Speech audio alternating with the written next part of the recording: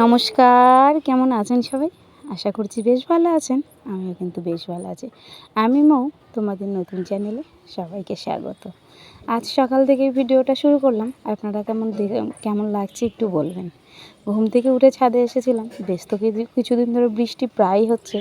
আজ সুন্দর সকালটা পেয়ে মনে হলো আজকে ভিডিওটা একটু শুরু করি। একদমই সময় পাচ্ছিলাম না।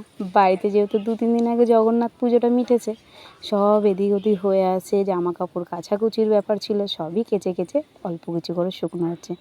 আকাশটাও তার সাথে আমার সাথে এমনই ব্যবহার করছে যে জামা কাপড় কেচে যে শুকনো করব সেই পরিস্থিতিটাও হচ্ছে না।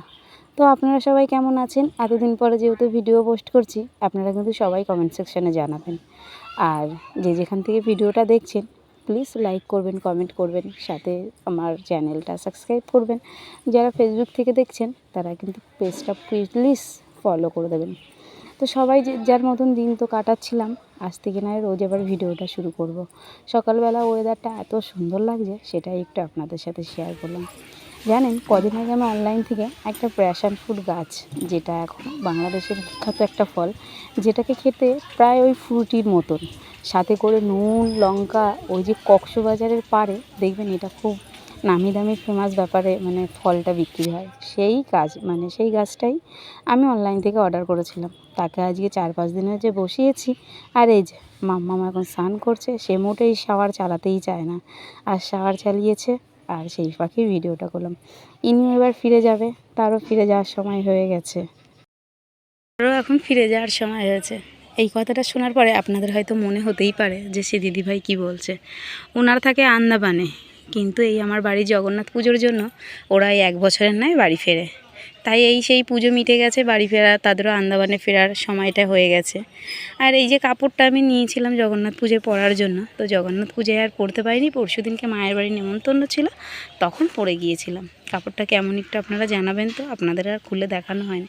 আমার কিন্তু বেশ পছন্দ হয়েছে। আর এই যে লাউ গাছ অসময়ে খুব সুন্দর হয়েছে। এটা অ্যাকচুয়ালি আমার দেওরের জন্য শখ করে আমার শাশুড়ি মা বসিয়েছিলেন।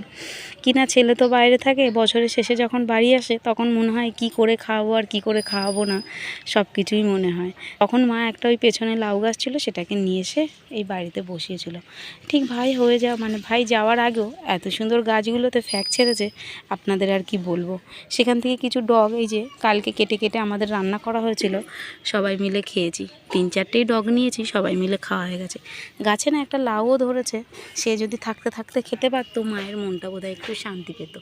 এই যে লাউগুলো গোল গোল হবে। আর এবারে আমার বাবা পুজোর সময় জগন্নাথ পুজোয় উল্টো রথের আগের দিন আমার বাবাও কিছু লাউ গাছের চারা দিয়ে গেছিলো। সেই লাউ গাছগুলো ছিল আপনাদের ওই লম্বা লাউ মতন হবে। তো সেই দুটোকেও বসানো হয়েছে, কিন্তু ভাই আর খেয়ে যেতে পারবে না, এই যা আবার আগের বছরে এসে খাবে। আর এই যে টাইম ফুল গাছগুলোতে নিত্য টাইমে ট্যাঙ্কের থেকে জল দেওয়ার পরও সেরকমভাবে ফুল হয় না, কিন্তু বর্ষার জল পেয়ে ফুলগুলো কি সুন্দর ফুটেছে। এক একটা ফুল কী যে বড়, সাথে দেখুন মৌমাছিও মধুও খাচ্ছে। এই যে কী অপূর্ব সুন্দর, তাই না? এদের দেখলে মনটা যেন কী দারুণ হয়ে যায়। আমার কিন্তু খুব ভালো লাগে গাছপালা, তো সেই ফাঁকে একটু এদের সাথেও আপনাদের সাথে টাইমটা শেয়ার করলাম। আর যেহেতু এটা 6টায়-9টায়, এবার কিন্তু একটু শুকনো শুকনো হয়ে এসেছে। জানেন, আমি না বাড়িতে একটা বড় গোপাল ঠাকুর নিয়ে এসেছি। সেটা না আপনাদের সাথে শেয়ার করা হয়নি, তার প্রাণ প্রতিষ্ঠাও করা হয়নি। ভাবছি যে আমার একটু অসুবিধা হয়েছে, সেই অসুবিধাগুলো মিটে গেলে বরঞ্চ তখন তার প্রাণ প্রতিষ্ঠাটা করব। চলুন একবার তাকে দেখিয়ে নিয়ে আসি, তাকে আমার সিংহাসনে কেমন লাগছে। তো এই যে সেই গোপাল ঠাকুরটা আমার বেশ অনেক দিন ইচ্ছা ছিল, জানেন তো, যে আমার ঘরে একটা এরকম বড় গোপাল আমি প্রতিষ্ঠা করব। কিন্তু সময়ের অভাবে বা তার ইচ্ছার অভাবে সে আমার কাছে আসতেই পারছিল না।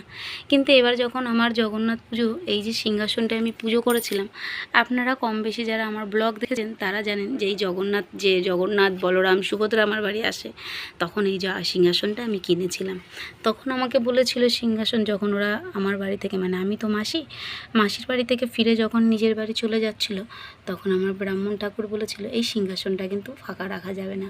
তো আমার তো ঘরে আর একটা সিংহাসন আছে, সেখানে তো আমার এমনি ঠাকুর থাকে, সেখানে আমার লক্ষ্মী ঠাকুরের, কোজাগরী লক্ষ্মী ঠাকুরের ঘর প্রতিষ্ঠা করা আছে। 1 বছর না হলে সেই ঘট আর নাড়ানো যাবে না, সেই কারণে আর কি করা যাবে, একেও তো সিংহাসনও তুলে রাখা যাবে না।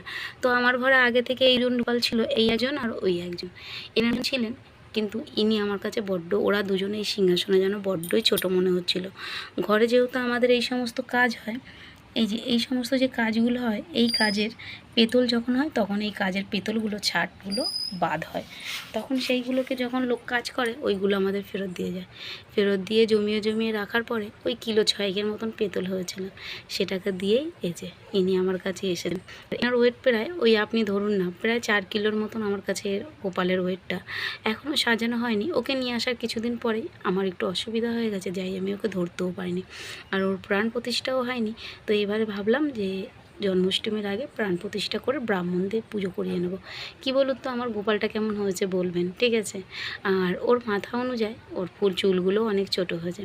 আর এই যে গোপালটা দেখছেন, এ কিন্তু বৃন্দাবনের গোপাল। আমার বাবা মা ঘুরতে গিয়েছিল তখন আমার জন্য কিনে নিয়ে এসেছিল।